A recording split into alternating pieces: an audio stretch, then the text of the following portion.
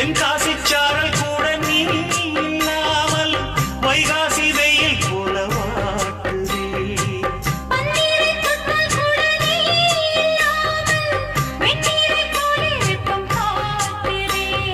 மையளந்த கண்ணு என் கையளந்த